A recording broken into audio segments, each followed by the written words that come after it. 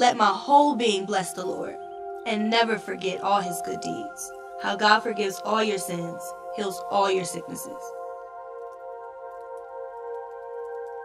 Hi, my name is Brooke Hardy. I'm 25 years old.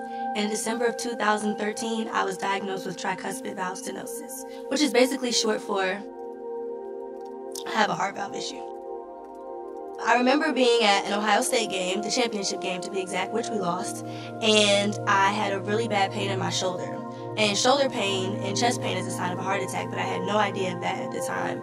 And it was just it was like unbearable, and I did my best to enjoy the game. I got back the next day, and I kind of just tried to brush it off. But then that night, my heart rate increased like crazy. And I remember saying, Lord, just let me make it through the night. I'll get up, and I'll go to the doctor. And so the next morning, I woke up. It was final season. I went and took a final, which I shouldn't have done. I went and took a final, and then I decided to go to the medical center. Went to the medical center, and they ran 1 million tests. EKGs, echocardiograms. They just kept testing. And I remember going in the room with the doctor, and she looked at my forms, and she said, this looks like a foreign language to me, and it's no way that you're 21 years old with your records to look like this. And so they immediately handy-vanned me over to the emergency room. I get to the emergency room and they take me straight to the back. They're running tests for about 7 hours. Like, we can't figure out why you're 21 and you're having these heart issues and your heart rate is so high and your EKGs look like this. So they ran test after test, and then they decided to admit me. And so I stayed overnight. No worries. I was like, maybe they'll just give me some medication and send me home. You know, I just wanted to do my hair and go to work, and that just wasn't happening. And so the next morning, the doctor came in, and I was ready to sign my discharge papers, and she said, no, you know, we're going to keep you for a little longer. And so they admitted me to the cardiac unit, and that's when the fear kind of started to set in. And so I remember being in the cardiac unit, and I had to call my parents, and I said, hey, Mom and Dad, you know, they're keeping me. I'm not sure what's going on, but we'll be here for a while.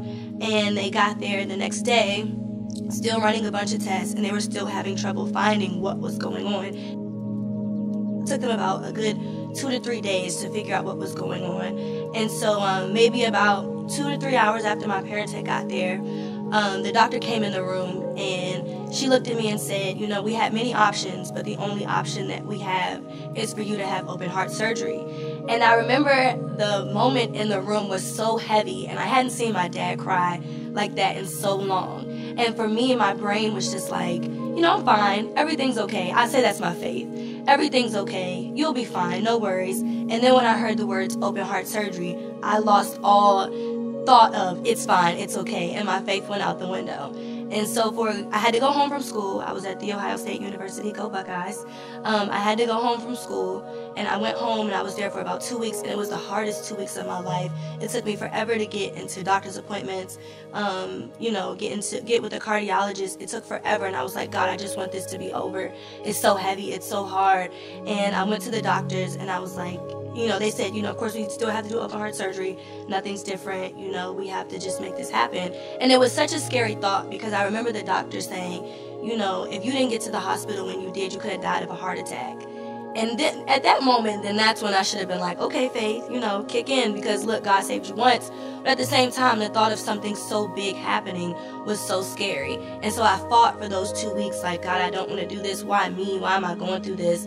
And about 2 weeks after that, God just started showing me, like, what you're going through right now is not going to be for you. It's going to be to bless somebody else. And still, I didn't get that.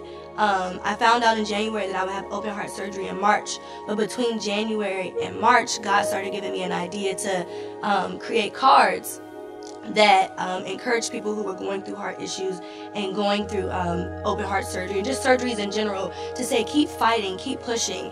And in that, you know, I'm grateful that God blessed me with that mindset to say, you know, it's bigger than me, it's more than me. And so in that, I find that my reason to not fear is because God uses us in ways that we can't imagine. God uses us through the toughest things, and He always brings us out. So even though we have to endure the pain, the victory is so much greater. And not because we are healed, and not because, you know, everything just works out fine, but because somebody else is blessed by what we went through. And so that is why I have no reason to fear.